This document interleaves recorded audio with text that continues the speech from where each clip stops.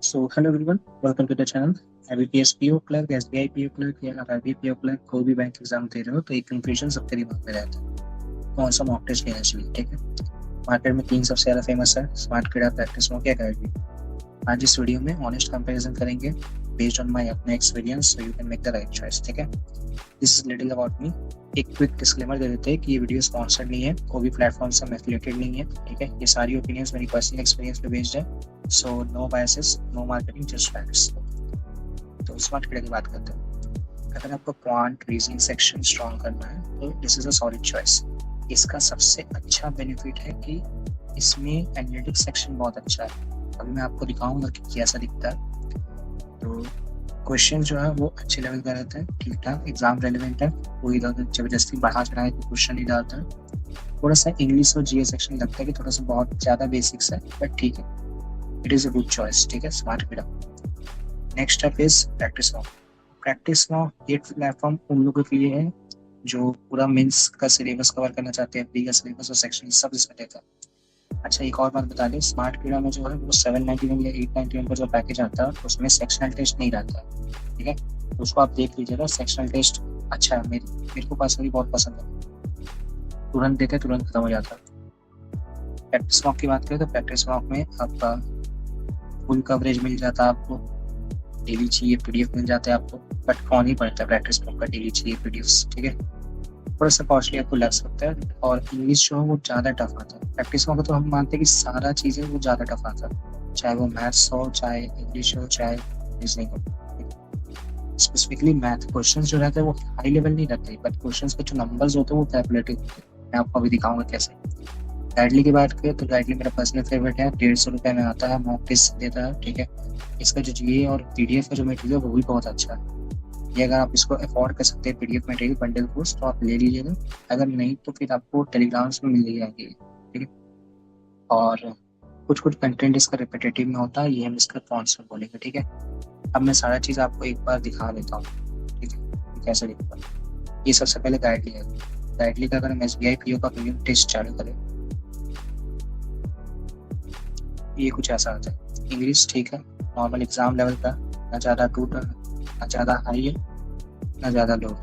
ठीक है, सबमिट करते हैं, मैथ सेक्शन दिखाते हैं, इससे सबसे अच्छा जज होता है।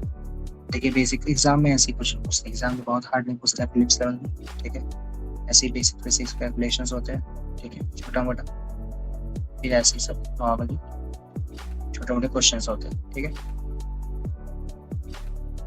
इसको सबमिट करेंगे तो ये आपका रीजनिंग सेक्शन आ गया। ठीक है, तो ऐसे एग्जाम पूछते हैं। मैं इसका एनालिटिक्स सेक्शन आपको दिखा देता हूँ।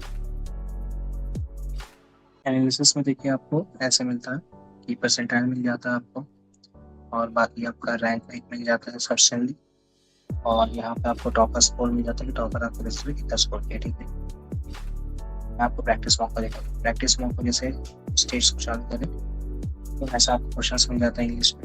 ठीक है, थोड़ा थोड़ा आंसर इसमें ज़्यादा लंबा रहता है, एग्जाम में उतना लंबा नहीं पूछता है, मतलब रियली पूछता है।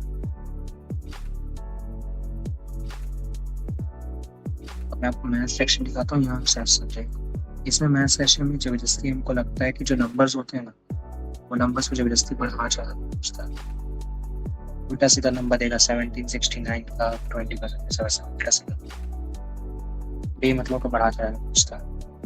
इतना बड़ा स्क्वायर जनरली एग्जाम में नहीं आता, 59 का स्क्वायर थोड़ी आएगा एग्जाम में, ज़्यादा से ज़्यादा 35-36 पूछे या तो 40 पूछे या 45-55 ऐसा पूछेगा जिसका तुरंत निकल पाए। 48 पूछता है,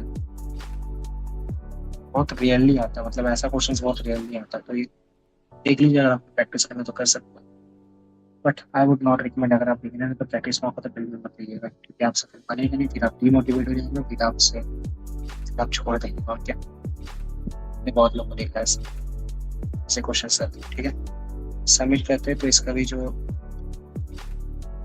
एनालिटिक्स सेक्शन में कुछ खास नहीं है, परसेंटाइल दे देता है, सारा सेक्शन के बारे में दे देता है बस। तो स्मार्ट किडा मूव करते हैं।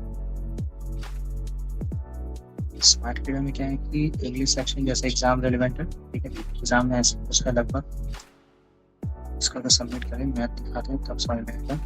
मैथ में भी देखिए एग्जाम ज़्यादा टफ नहीं है, प्रैक्टिस मॉक ज़्यादा इजी नहीं है, गाइडली में सब ठीक है, नॉर्मल क्वेश्चंस।